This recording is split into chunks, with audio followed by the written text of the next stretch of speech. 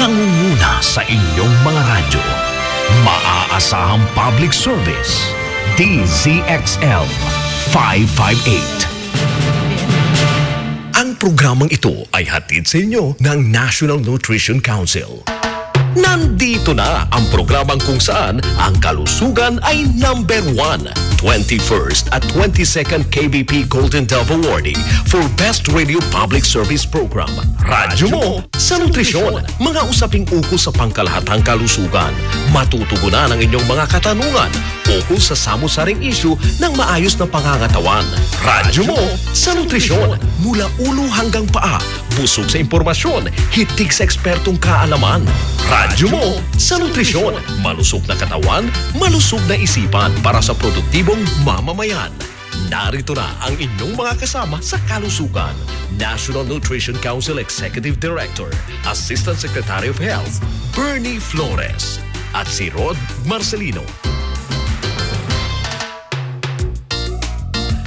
Mga kasama, ayon po sa pinakahuling survey ng social weather stations na ginawa po noong September 26, 29, 22% o tinatayang 4.8 milyong pamilyang Pilipino ang nakaranas po ng kagutuman sa pangatlong kwarter ng 2014. Ako po si Rod Marcelino at welcome sa Radyo Mo sa Nutrisyon Year 5. Malusog na katawan, nutrisyon ang kailangan. Malusog na isipan, nutrisyon ang kasagutan. Magandang tanghali mga kaibigan at partner sa kalusugan. Kumain na ba kayo? Kung oo, ang inyong sagot abay mapalad kayo at hindi kayo kabilang po sa mga kababayan nating mga kasama na survey ng SWS at sumagot na sila po'y nakaranas ng kagutuman. Ngayong hapon, pag-uusapan natin at aalamin kung natutugunan ba ng mga kinaukulan ang kagutuman sa ating bansa. Kasama po ang pansamantalang humahalili kay Assistant Secretary of Health, Bernie Flores, si Ms. Jovi Rabal, ang Chief ng ng Nutrition Information and Education Division po ng National Nutrition Council. Magandang hapon po, Ma'am Jovi. Magandang hapon din sa iyo, Rod, at sa ating mga listeners. Wala po si ASEC Bernie Flores ngayon. Nag-attend po siya ng International Conference on Nutrition sa Rome, Italy.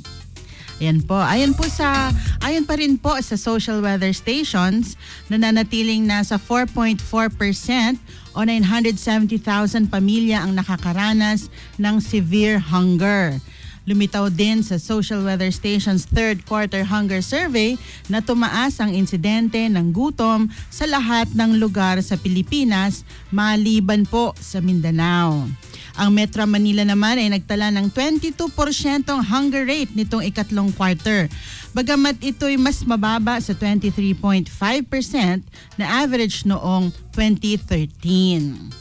Sa natitirang bahagi naman ng Luzon, ang insidente ng gutom ay pumalo sa 24.3% na mababa sa 26% noong second quarter ng 2014. Pero, Rod, mas grabe kumpara sa 18.3% average noong 2013. Para naman po sa Visayas, ang third quarter hunger rate ay 18.7% na pagbuti nga sa 21% noong second quarter ng 2013.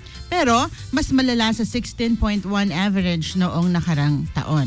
Habang naman po sa Mindanao, ang third quarter hunger rate ay 20% na mababa sa 21.3% noong second quarter 2014. 22.1% noong 2013. Ma'am Jovi, ano po ba yung kahulugan ng severe hunger? Rod, pag sinabi nating severe hunger, ito yung madalas o palaging walang makain. Naku, ibig sabihin, Miss Jovi, hindi natutugunan ang kagutuman dito sa atin. Oo. Ang magandang sumagot dyan sa tanong mo, Rod, ang ating guest resource person, walang iba po kundi si Director Jesusa Rebete, ang Local Affairs Coordination and Monitoring Service ng National Anti-Poverty Commission. Good afternoon, Director Jessie Rebete. Welcome dito sa Radyo Mo sa Nutrisyon. Magandang tanghali, Jovi, at magandang tanghali rin, Rod. Magandang tanghali sa lahat ng ating tagapakinig. Ayun, oo. medyo na yung mikropono nagkaroon ng problema kanina. Magandang hapon po. Oo. Yeah, good Director Ribete. afternoon, Rod, and good afternoon, Jovi, and good afternoon also to all our listeners here in DZXL. Okay. Good afternoon, si Director Jessie. Okay. Umpisa na po natin ang Diretso ating... na po tayo sa ating talakayan. Ito'y napakahalaga yung topic natin ngayong hapon. Yes, Tungkol oo. sa kagutuman. Ang pag-uusapan natin. Okay, ang unang tanong ko po, Ma'am Jovi, kay Director, ano po ba yung sitwasyon ng kagutuman po sa bansa?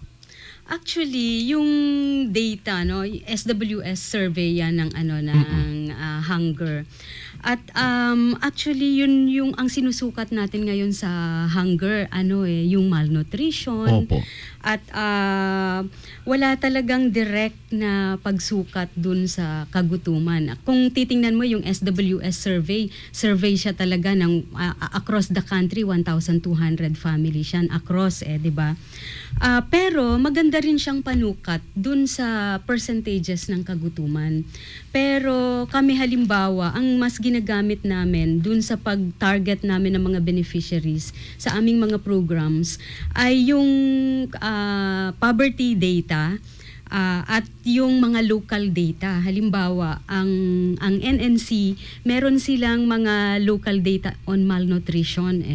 Meron ding local data meron mga operation timbang, di ba? Local yan. So kayang-kaya mong makita nasan yung mga families na nagugutom because of this data. No? Meron din yung mga local government units na tinatawag na community-based monitoring system.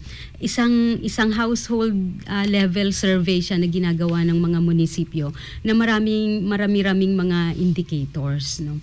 So kung titingnan natin ano ba yung situation ng hunger natin, mas yun tama yung sinabi ni Jovi kanina, plus yung mga probinsya na merong mga matataas na poverty incidences. Halimbawa, ang pinakamataas ang poverty incidence yung Lanao del Sur.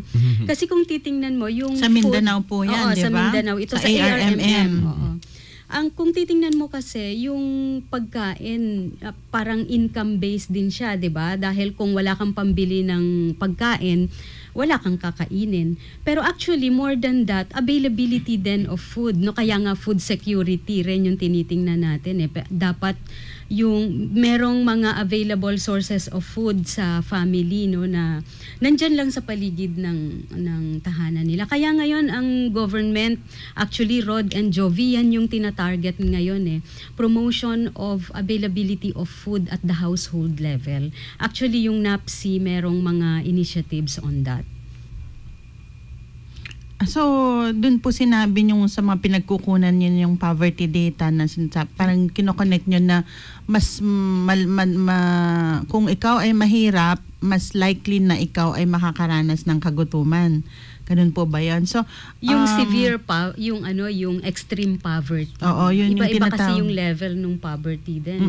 Meron din tayong tinatawag na food poverty. In fact, So, isa rin yun sa mga sukat na ginagamit. Yun.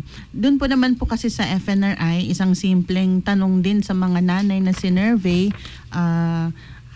parang lalabas po na 7 out of 10% households ay nakaranas ng kakulangan ng pagkain noong nakaraang 3 buwan din. So isa rin mataas po yun.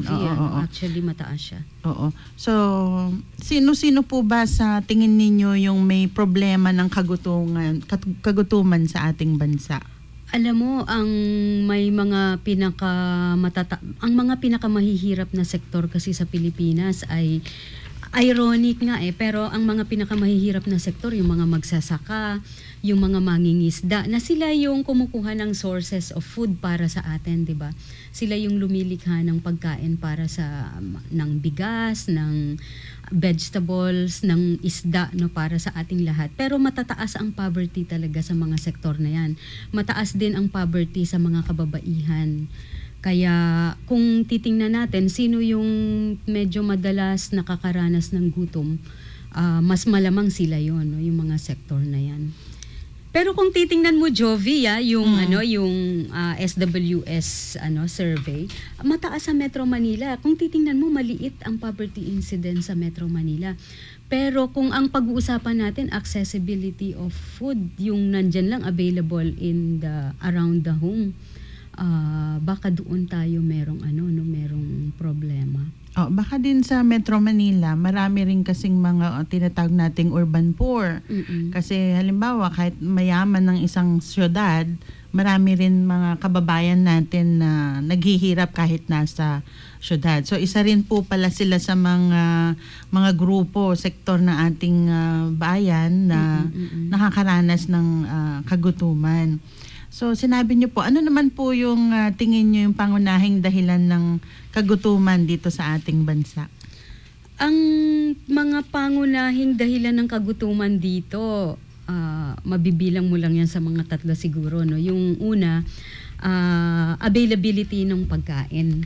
Availability ng food. Halimbawa, availability ng bigas, availability ng gulay, ng isda sa mga pamilya. No? Pangalawa, yung high cost ng bilihin, kasi kung available nga yung food pero wala ka namang pambili, 'di ba? Halimbawa Metro Manila, ang daming pagkain dito sa Metro Manila, kaya lang mataas ang presyo ng bilihin. So hindi rin makabili yung mga tao, kaya ang lakas-lakas ang taas ng hunger incidence dito as surveyed by the SWS. Yung isa pa ay yung lack of food talaga. Kasi sa ibang mga regions talagang walang available na pagkain sa maraming mga dahilan, no? Mga kalamidad, mga conflict, no? At iba pa.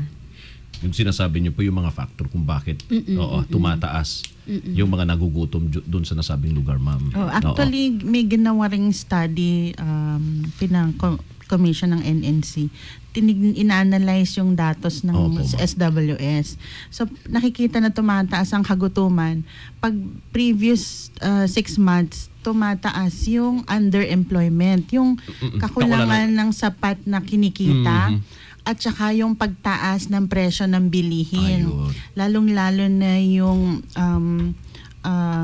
actually sa isda, ito yung mga sensitive, yung presyo ng galunggong, presyo ng talong, at saka gasolina.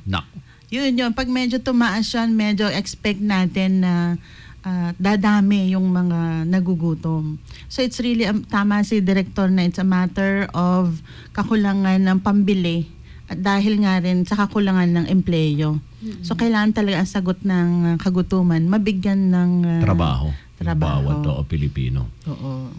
So ayun nga dun sa para sa kaalaman ng ating mga nakikinig, meron din tayong Millennium Development Goal number 1. Ito po yung reduction ng poverty and hunger by half by 2015. Director Jessie, ano po bang estado na nito? Yung poverty kasi parang kung yung last year, no, kapos pa tayo ng mga 3 percentage points siguro bago para ma-meet natin yung 2015 na target, no. Dun sa hunger, hindi ko masyadong alam yung data, no. Pero at the international level, itong MDG 1, na siya, na-meet na siya eh.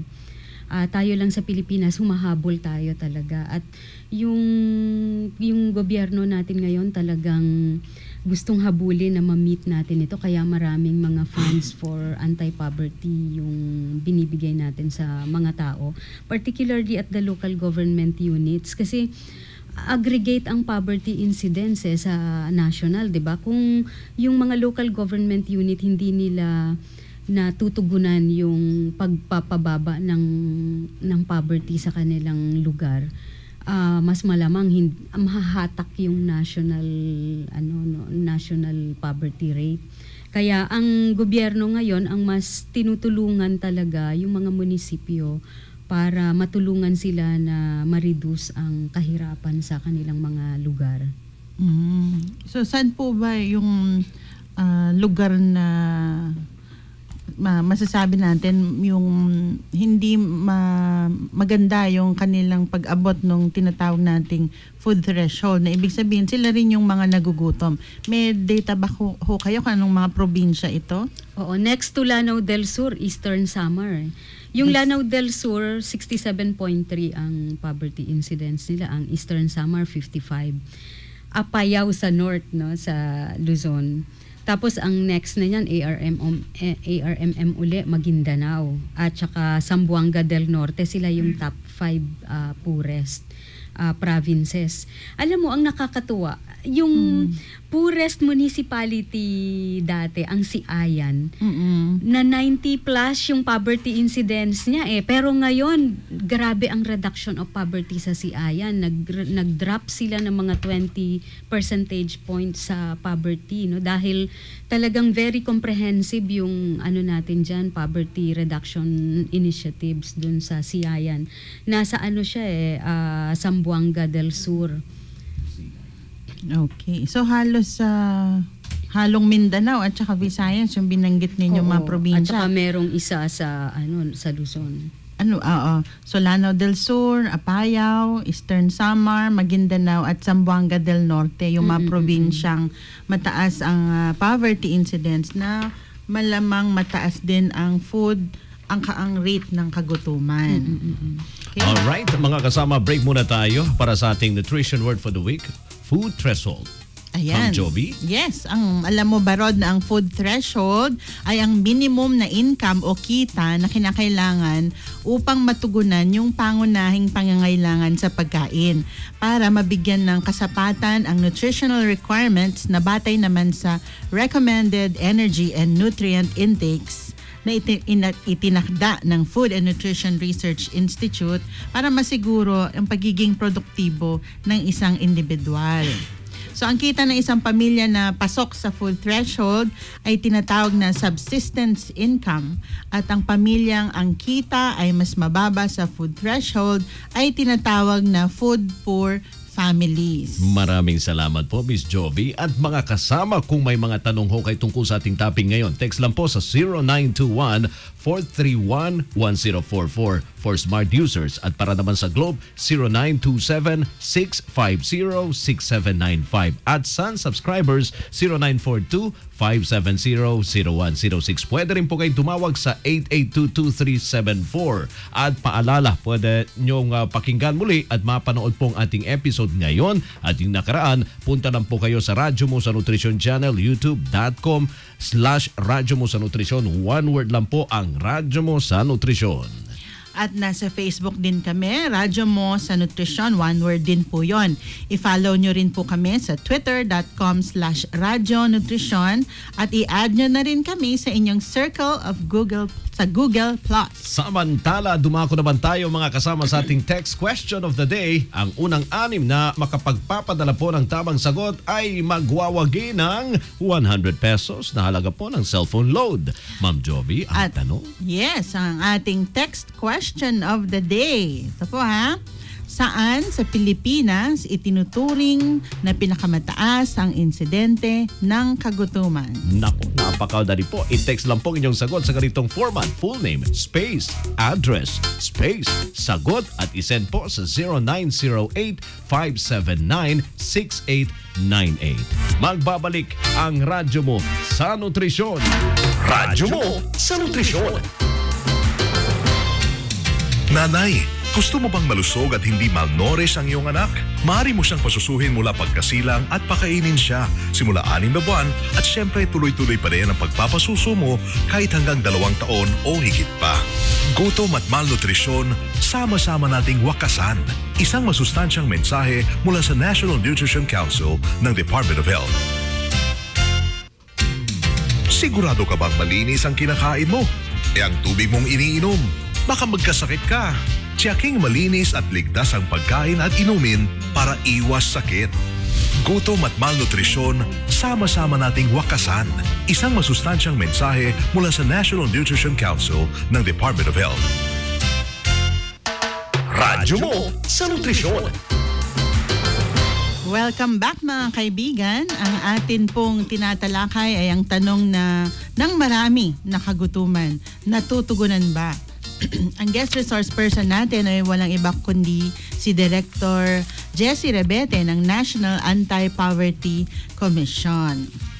So balik po tayo sa ating talakayan. Nabanggit po kanina ni Director Jessie na yung may mga estratehiya ang pamahalaan para tugunan ang isa sa mga pangunahing dahilan ng kagutuman ay yung kahirapan.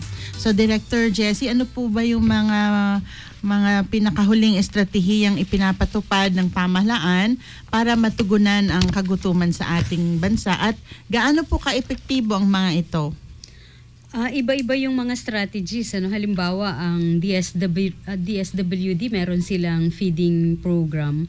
Parang first line of intervention yan para sa mga nagugutom. Pagka may nagugutom, so pinapakain. May budget sa 2014 ng DSWD na 2.8 billion para sa feeding program. At sa 2015, may 3.3 billion na budget dyan. Nung tiningnan namin yung report ng DSWD, may feeding program kasi sila sa mga daycare centers. 1.6 million children yung napapakain na nila. Ang DepEd meron din, meron din silang feeding program sa mga schools. At ang 562,000 yung napapakain ng DepEd na mga bata mula kinder hanggang grade 6. At ayon sa DepEd, 56% of the 49,000 schools ay merong gulayan sa paaralan. Yung gulayan sa paaralan kasi is a strategy of providing available food para dun sa mga bata. Pwede kasi nilang iuwi yung pagkain, yung gulay na naanin nila sa paaralan para sa pagkain nila sa loob ng bahay. Yung National Anti-Poverty Commission for 2015, naisama namin sa menu of programs and projects ng bottom-up budgeting ang ICFP ang tawag natin sa kanya, Integrated Community Food Production. Ito, ang main objective ay hunger mitigation talaga siya na sustainable, providing available food sources for the families around their homes lang, At ang isa kasing problema natin sa food, 'di ba? Income siya income based nga siya. Kailangan mong bilhin ng palay 'di ba? Ay yung kailangan mong bilhin yung kanin, yung bigas, kung wala kang pambili, hindi ka magugutom ka. So, itong ICFP ay pagtuturo at pagbibigay ng support sa mga pamilya na basically yung ninyo ng NNC, ang kinukuha naming households at the barangay level, yung mga families na identified ng NNC at the local level na mga malnourished, yung mga bata. At saka yung mga mahihirap na families as identified dun sa poverty survey. Ito, binibigyan sila ng kinakapacitate natin yung mga families how to plant vegetables na may complete balance of nutrition. Halimbawa, kasi kung wala silang pambili ng bigas, merong alternative sources of carbohydrates, 'di ba? Ang NNC nagpo-promote din 'yan like cassava, kamote, saging, kamote, mais. So hindi ka magugutom pag may ganyan ka sa paligid ng bahay mo Tapos may vegetable ka, tapos may fruit trees. At nagtuturo din tayo kung paano yung local, yung backyard pond, fish pond, para may isda source din sila. Tapos may livestock. At binibigyan din natin sila through the local government units ng ganitong ng support na mga seedlings, livestock at saka mga fruit trees na organic, Tinuturuan natin din silang gumawa ng mga organic fertilizer para organic yung kakainin nila. Okay. So aside from yung mga national na programs, meron din tayong mga programa na community-based to improve yung pagkakaroon ng source ng income. Bukod dyan, meron din yung ating Pantawid Pamilyang Pilipino program. Hindi po ba, Director Jessie? Yung Pantawid Pamilya naman, basically yung mga Pantawid Pamilya beneficiary, sila din yung mga mahihirap at the local level. Kaya beneficiary din natin sila doon sa ating ICFP program. Okay. Napakaiksi ng oras natin talaga, Rod. Ayan. Ang dami pa sanang pwede nating talakayin at yung mga impormasyon na pwedeng malaman ng ating tagapakinig, no? Pero yun nga, kaya yung sinasabi nyo nga, ma'am, talagang napakaiksi ng ating oras. But anyway, kahit pa paano, alam ko, yung ating mga kanutrisyon, marami na rin mga impormasyon na nakuha na naman nila sa ating programa ngayong hapon. Okay. Nananatiling problema at hadlang sa kaunlaran ng Pilipinas ang gutom at malnutrisyon. Gayunman, ito'y matutugunan sa pamamagitan ng mga wastong polisiya, estratehiya at magkatuwang ng mga lokal at pambansang programa. Ang empowerment sa mga maralitang komunidad sa pamamagitan ng pagbibigay ng mga oportunidad ng hanap buhay ay makakatulong sa pagbuti ng kabuhayan at makababawas sa kagutuman. Maraming salamat sa ating guest resource person na si Director Jesus Arebete ng Local Affairs Coordination and Monitoring Service ng National Anti-Poverty Commission. Ang parting words po ninyo, Director Jessie? Ang kagutuman, maraming dimension siya, no? Pero ang lagi nating sinasabi, kung sama-sama tayo, kasi dapat kung may nagugutom, dapat turuan natin yung mga tao, samahan natin sila na mag-produce ng sarili nilang pagkain at suportahan yung pagpuproduce ng pagkain. So yun yung isang strategy na pinopromote ngayon ng National Anti-Poverty Commission dun sa Integrated Community Food Production. At nangangailangan ito nung kinakausap nga namin yung mga local government units, galing ako ng Dumaguete, ang sinasabi nila values formation talaga yung yung pagtatanim kaya kailangan talaga nating magtulungan para dito kasama yung mga families mismo nung nakakaranas ng kagutuman. Okay.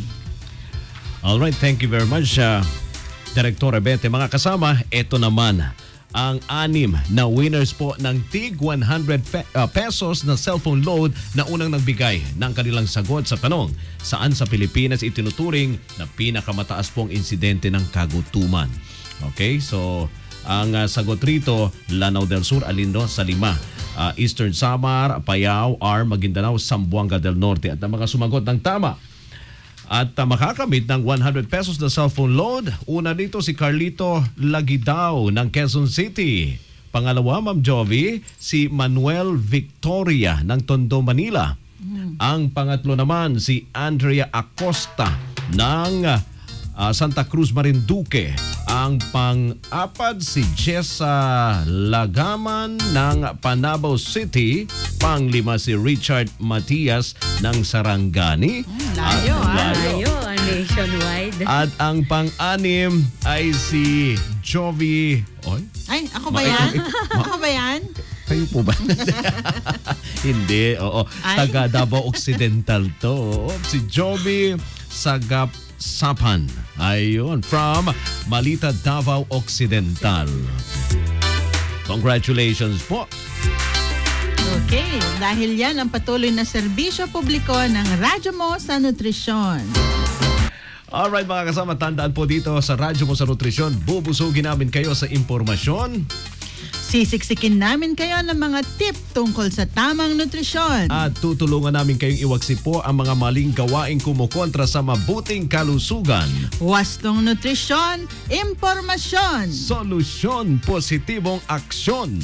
Tandaan, malusog na katawan, malusog na isipan, para sa malusog na mamamayan. Sa lingkod ni Assistant Secretary of Health Bernie Flores, ako po ang inyong lingkod, Jovi Raval. At ako naman po si Rod Marcelino. Kami po ang inyong kabalikan sa kalusugan at wastong nutrisyon dito sa Radyo Mo sa Nutrisyon. Malusog na katawan, nutrisyon ang kailangan. Malusog na isipan, nutrisyon ang kasagutan. Ang programang ito ay inihatid sa inyo ng National Nutrition Council. Radyo Mo sa Nutrisyon.